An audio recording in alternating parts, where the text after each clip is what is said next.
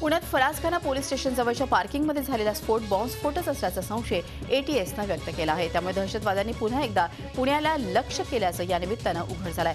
या स्फोटात एका पोलीस हवालदारासह 5 जण जखमी झालेत, तसंच काही दुचाकींचंही नुकसान झालंय। घटनास्थळी बॉल बेअरिंग, छर्रे आणि खिळे आढळून आले आहेत। बॉम्बस्फोटाबाबत संशय आता बळावलाय।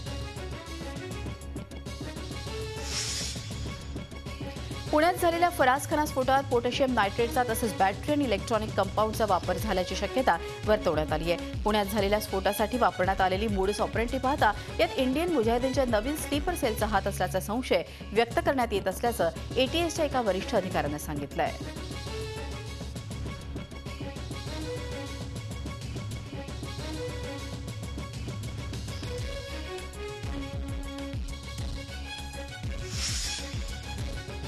पुणे स्फोटाबाबत मुख्यमंत्र्यांनी गृहमंत्री आणि पुण्याच्या आयुक्तांशी चर्चा केली आहे। पोलिसांना सहकार्य करण्याचं आवाहन मुख्यमंत्र्यांनी पुणेकरांना केलं आहे। तसंच स्फोटाची कसून चौकशी करून गुन्हेगारांवर कठोर कारवाई करणार असल्याचं मुख्यमंत्र्यांनी सांगितलंय। तर राज्यात गृह खात्याचं अस्तित्वच जाणवत नसल्यानं राज्य हे दहशतवाद्यांकडून वारंवार टार्गेट होत असल्याची टीका भाजप प्रदेशाध्यक्ष देवेंद्र फडणवीस यांनी केली आहे।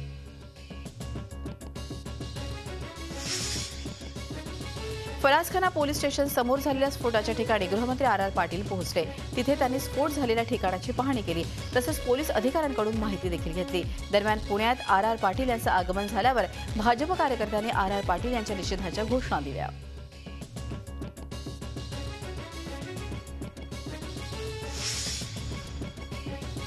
पुणे बॉम्बस्फोटात वापरण्यात आलेली मोटरसायकल चोरीची असल्याचं निष्पन्न झालंय। 25 जूनला सातारा जिल्हा न्यायालयातून ही मोटरसायकल चोरीला गेली होती। पोलीस हवालदार DB राजगे यांची ही बाईक असल्याचं उघडकीस आलंय।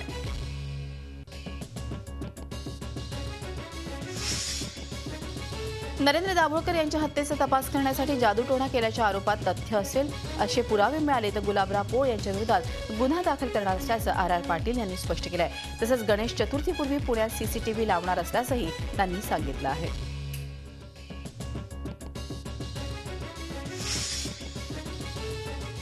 राज्यात नेतृत्व बदल होणार नसल्याचं काँग्रेसचे राज्याचे प्रभारी मोहन प्रकाश यांनी स्पष्ट केलंय। त्यामुळे नेतृत्व बदलांच्या चर्चेला आता पूर्णविराम मिळालाय। पृथ्वीराज चव्हाणच राज्याच्या मुख्यमंत्रीपदी राहणार असून त्यांच्याच नेतृत्वात आगामी विधानसभेच्या निवडणुका लढवण्यात येणार असल्याचं प्रकाश यांनी सांगितलं। त्यामुळे चव्हाण यांना हायकमांडकडून अखेर अभय मिळालंय।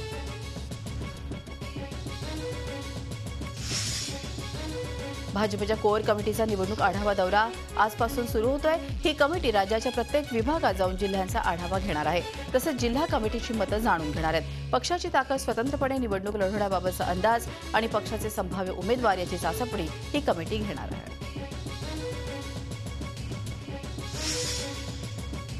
आध्यात्मिक गुरु भय्यूजी महाराज यांनी मनसे अध्यक्ष राज ठाकरे यांची त्यांच्या कृष्णकुंज या निवासस्थानी सदिच्छा भेट घेतली। एका कार्यक्रमाच्या निमित्तानं भय्यूजी महाराज मुंबईत आले होते, त्यावेळी ही भेट त्यांनी घेतली।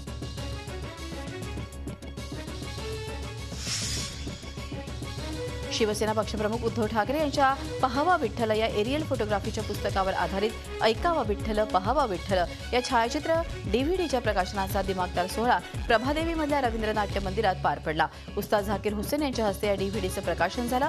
यावेळी उद्धव यांनी वारीचे अनुभव सांगितले, तसंच मुख्यमंत्री पदाचं माहिती नाही पण माझ्या हातून महाराष्ट्राचं भलं हो असं साकडं उद्धव यांनी विठ्ठलाला घातलं।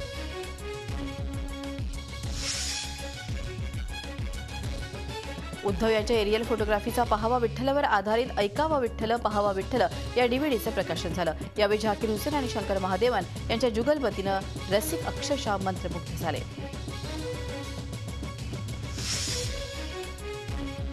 सावरकर नगरमध्ये ज्ञानोदय विद्यालयातल्या एका विद्यार्थ्याला शिक्षिकेनं चक्क छत्री फेकून मारली आहे। यामध्ये या विद्यार्थ्याच्या डोळ्याला गंभीर दुखापत झाली आहे। ज्ञानोदय विद्यालय शाळेत 8वीतल्या दोघा विद्यार्थ्यांचं पुस्तक फाडल्यावरून भांडण झालं। हे भांडण सोडवण्याऐवजी सरोज मिश्रा या शिक्षिकेनं विद्यार्थ्याला छत्री फेकून मारली। त्याच्यावर कळवा हॉस्पिटलमध्ये उपचार सुरू आहेत। या प्रकरणी विद्यार्थ्याच्या वडिलांनी पोलिसांमध्ये तक्रार दाखल केली आहे।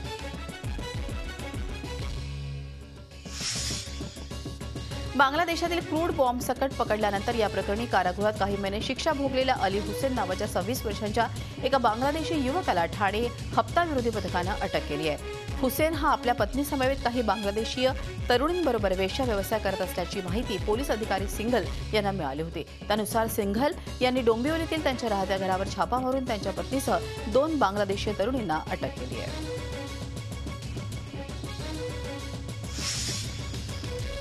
जळगाव जिल्हा काँग्रेसचे अध्यक्ष प्राध्यापक व्ही.जी. पाटील यांच्या हत्येप्रकरणी माजी राष्ट्रपती प्रतिभा पाटील यांचे बंधू डॉक्टर जी.एन. पाटील तसंच माजी खासदार डॉक्टर उल्हास पाटील यांच्या अडचणी वाढल्या आहेत। दोघांना 15 जुलैला कोर्टात हजर राहण्याचे समन्स बजावण्यात आले आहेत। प्राध्यापक व्ही.जी. पाटील यांच्या पत्नी रजनी पाटील यांनी या दोघांबद्दल माहिती न्यायालयाला पुरवली। 21 सप्टेंबर 2005 रोजी व्ही.जी. पाटील यांची हत्या करण्यात आली होती।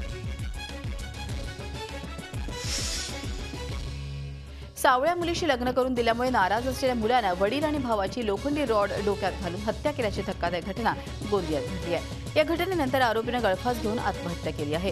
गोंदिया येथे सुंदरनगर भागात ही घटना घडली आहे।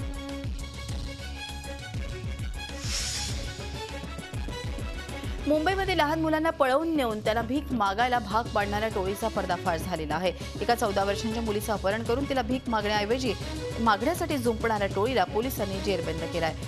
पवित्रा परुमल या शाळेत जाणाऱ्या 14 वर्षीय मुलीचं 22 मार्च 2014 रोजी अपहरण करण्यात आलं होतं। ती शिवशक्ती धारावीत राहत होती। तिचं अपहरण केल्यानंतर तिला मारहाण करून दररोज 150 रुपये भीक मागण्याची जबरदस्ती केली जात होती।